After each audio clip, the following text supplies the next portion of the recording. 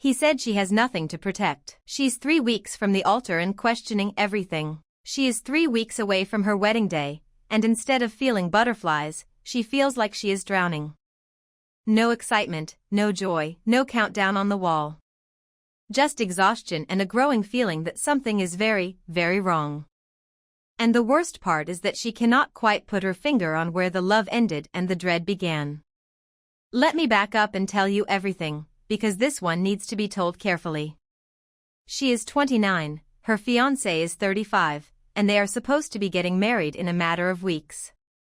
He was previously divorced, and she knew that going in. She understood that his past left marks on him, and she was compassionate about that. She never dismissed his fears or told him his pain did not matter.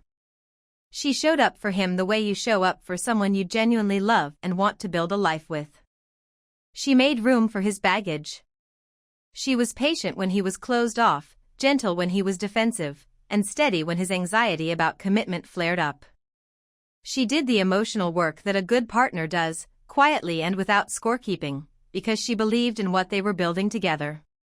But then the prenup conversation happened, and everything started to shift in ways she was not prepared for. Now here is the thing about prenups. They are not inherently a bad idea, and she has been clear that she is not anti-prenup. Plenty of couples sign them and go on to have perfectly healthy, loving marriages. The document itself is not the villain in this story. What matters is how the conversation around the prenup was handled, the timing of it, the language used, and the way her concerns were met every single time she tried to raise them. And that is where this story gets deeply uncomfortable. He brought the prenup up late. Not early in their relationship when there would have been time to process it together, consult lawyers independently, ask questions without the pressure of an approaching wedding date. Late. As in, the wedding was already being planned, the venue was booked, the invitations had gone out, the arrangements were already in motion, and suddenly here is this legal document that needs to be signed. Imagine sitting with that. Imagine having spent months pouring energy and emotion and money into preparing for a future with someone, and then being handed a contract you are expected to read, absorb, question, and sign under a ticking clock. That timing alone puts her in an incredibly difficult position, because backing out at that stage feels enormous, a social and financial and emotional avalanche waiting to happen, and he likely knew that. Here is where it gets worse. Every single time she tries to ask a question or raise a concern about the prenup, he responds with a question of his own. And not a gentle one. He asks things like, "Do you not trust me?" He tells her she is creating problems. He sighs in that particular way that makes her feel small before she has even finished her sentence. He positions her reasonable need to understand a legal contract she is being asked to sign as somehow being an act of disloyalty. Think about how manipulative that framing actually is. She is not asking to renegotiate his entire financial future. She is not trying to take anything from him. She is asking questions that any lawyer would tell her to ask, questions she has an absolute right to ask. And instead of engaging with those questions in good faith, sitting down together and walking through the document like two adults who respect each other, he makes her feel like a suspect for having them. Every conversation ends with her feeling worse about herself rather than better about the situation. Then comes the comment that she says honestly crushed her. During an argument, he told her that she has nothing to protect compared to him financially. He called her selfish for wanting to understand her own legal position. Let that land for a second. He looked at the woman he supposedly wants to spend his life with, the woman who has been patient and loving and present through his healing, and he essentially told her that her concerns do not count because her bank account is smaller than his. Not that her concerns were unfounded. Not that the timing was bad and they should talk more. He reduced her entire worth in that negotiation to her net worth, and found it lacking. Wow. Just wow. That is one of the coldest things I have heard someone say to a partner who is trying to work through something with them.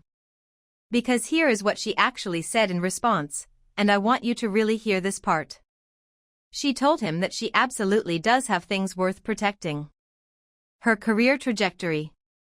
her future earning potential, her time, her emotional labor, the years she will invest in that household, the dinners made and the appointments kept and the mental load carried invisibly every single day. Her independence, her well-being, her sense of self. And she is completely right. You do not need a real estate portfolio or a stock account for your contributions to a marriage to matter. The idea that someone is only worth protecting financially if they already have significant assets is not just wrong, it is a deeply troubling way to view your partner. It reveals something about how he sees the balance of power between them, and that is worth paying attention to.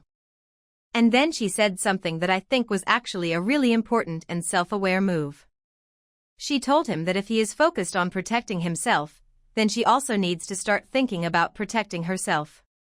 She said she would be focusing more on her own career stability going forward because she no longer felt safe relying emotionally on the relationship.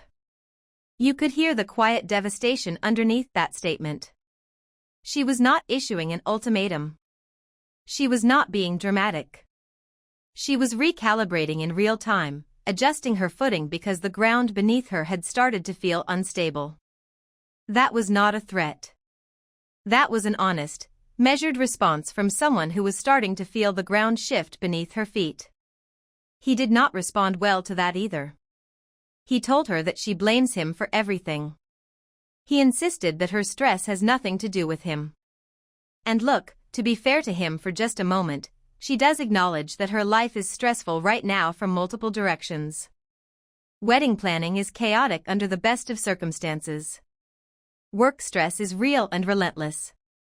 A long commute drains you in ways that quietly compound day after day.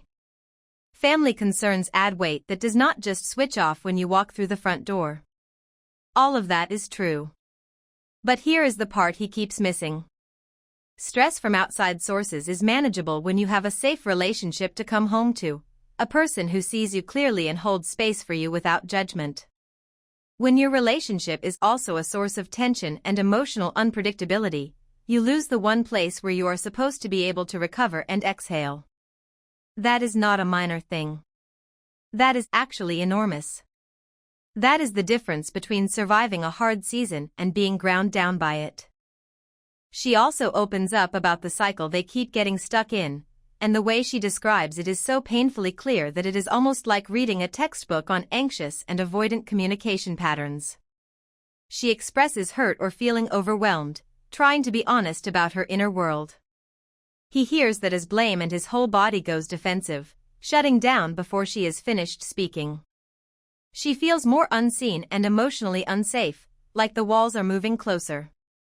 She withdraws or asks for space, not to punish him but because she genuinely needs room to breathe.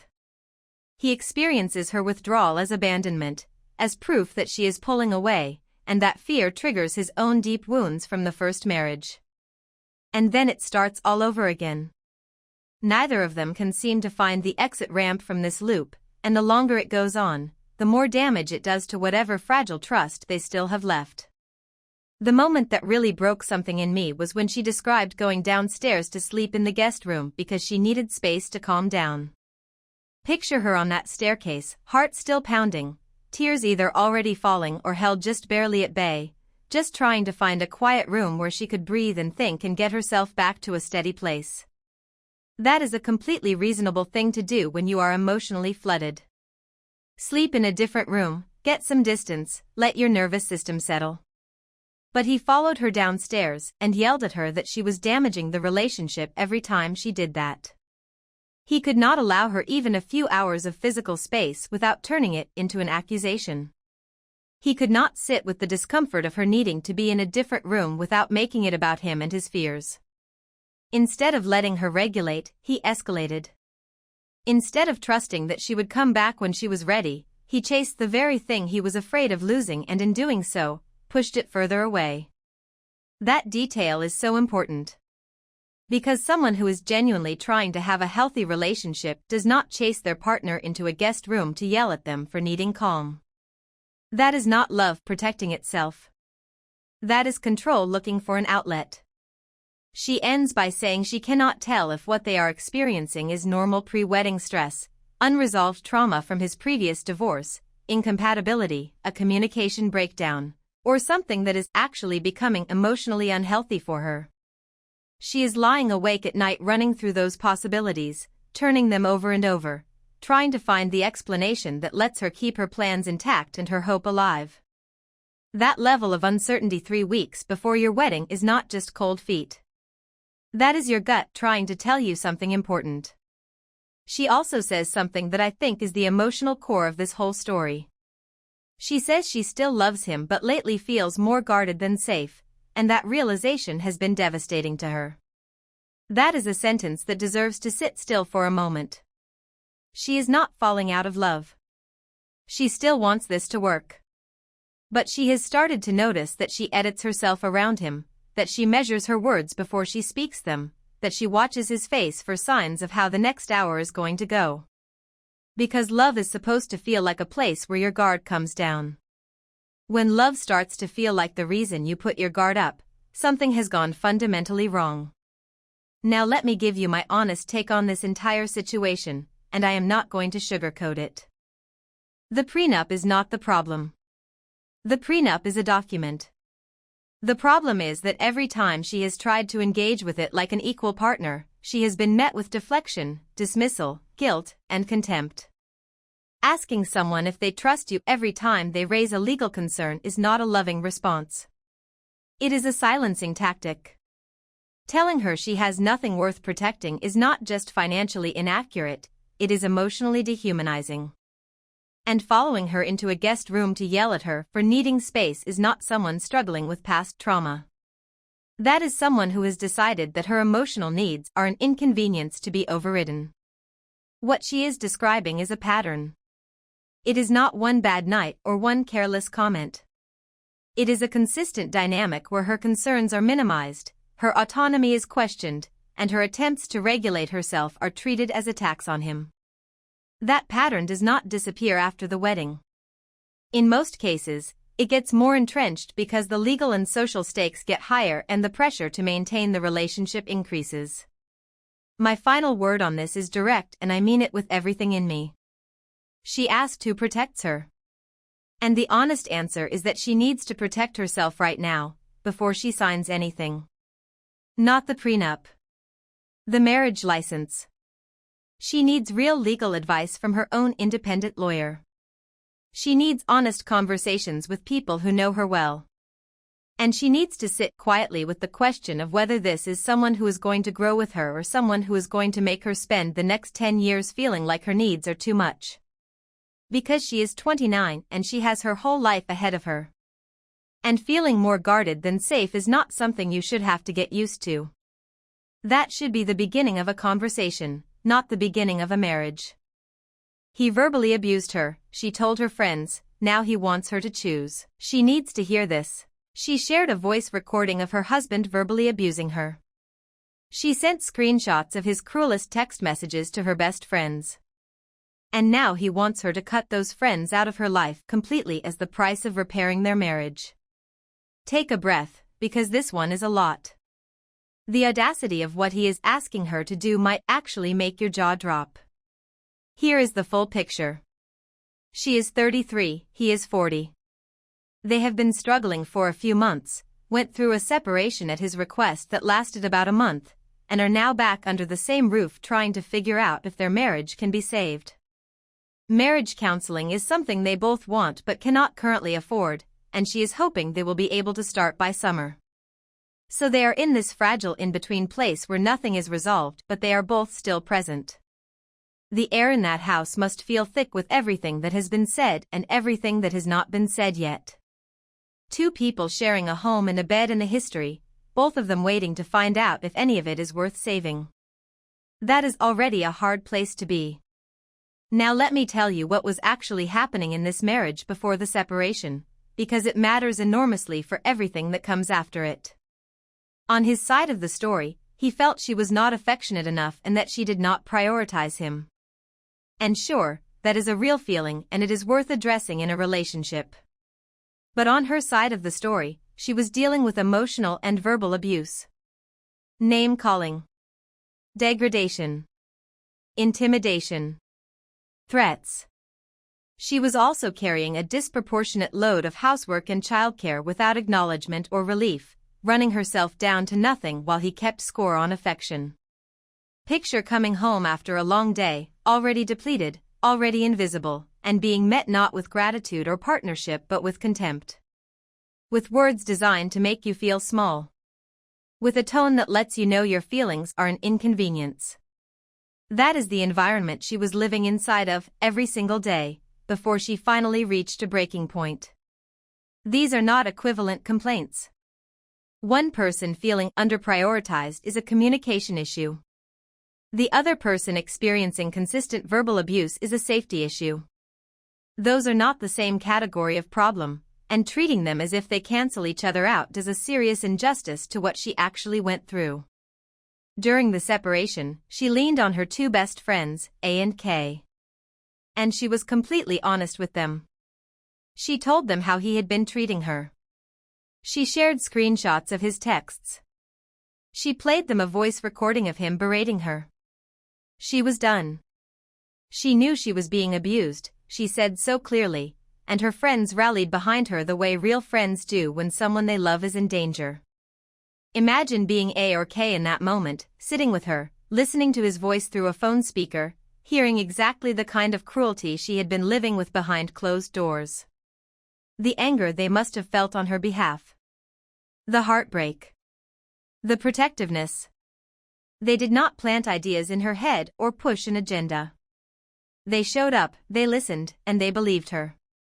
That support kept her going during one of the hardest months of her life.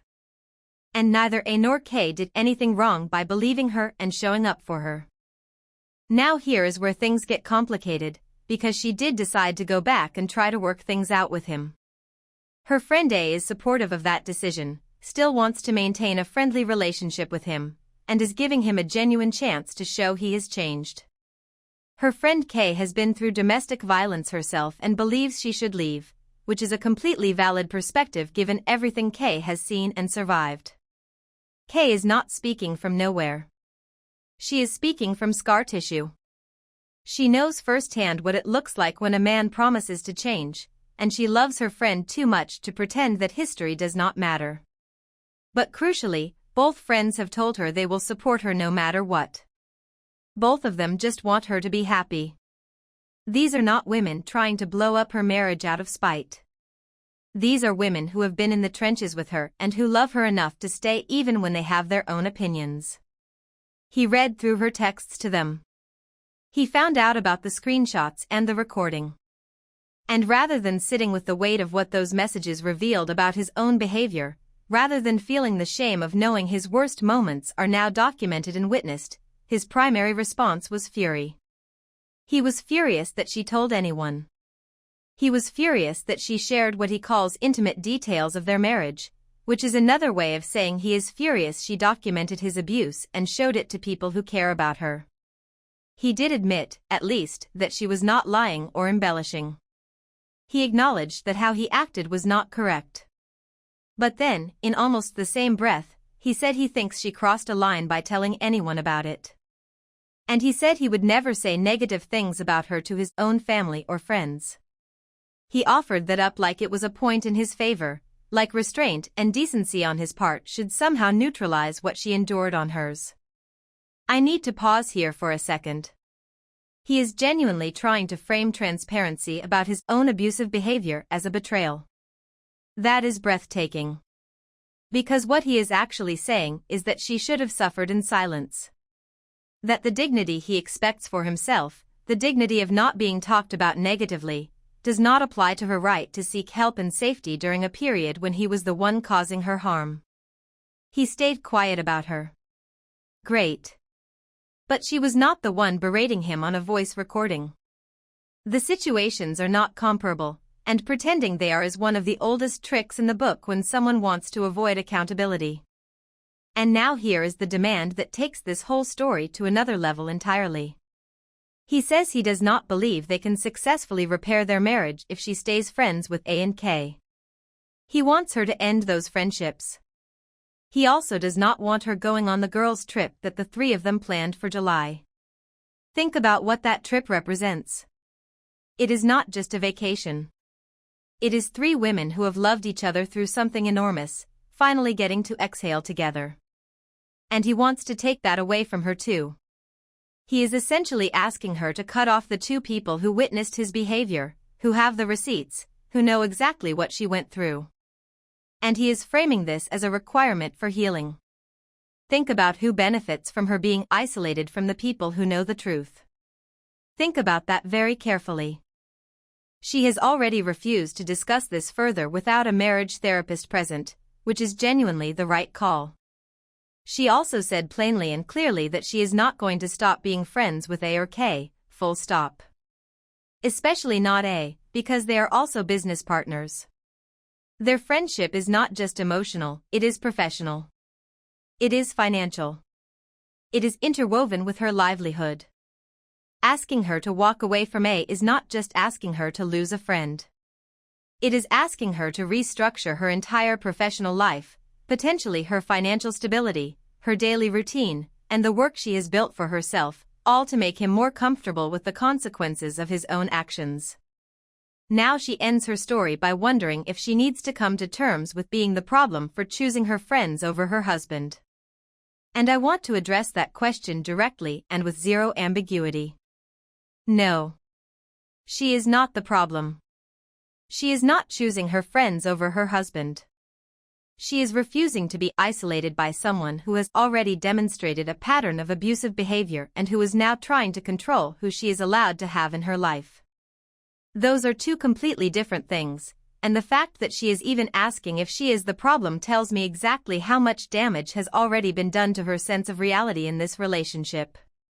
Let me be crystal clear about what is actually happening here. He abused her. She sought support. He is now demanding she cut off that support as a condition of their reconciliation. That is textbook isolation. It does not matter how much he has changed or how many efforts he is currently making. Demanding that your partner remove their closest support system so that you feel more comfortable is not a sign of growth. It is a sign that the dynamic has not changed nearly as much as it might appear on the surface. Abusers do not stop wanting control. They find new things to control. My final verdict on this is the clearest thing I have said all video. Her friends did not damage her marriage. His behavior damaged her marriage. Her friends are the people who held her together while she decided whether she even wanted to go back. They are not the enemy of her marriage's recovery. They are the safety net that exists in case she ever needs to leave again. And the fact that he wants that safety net gone should tell her everything she needs to know about how confident he really is that he has changed. If he had truly done the work, he would be grateful those women kept her safe. The fact that he is threatened by them means he knows exactly what they know. And he would rather she forget. Drop a comment telling me which story hit harder. I am genuinely curious what you all think. And if this video got to you, a like and subscribe would mean everything.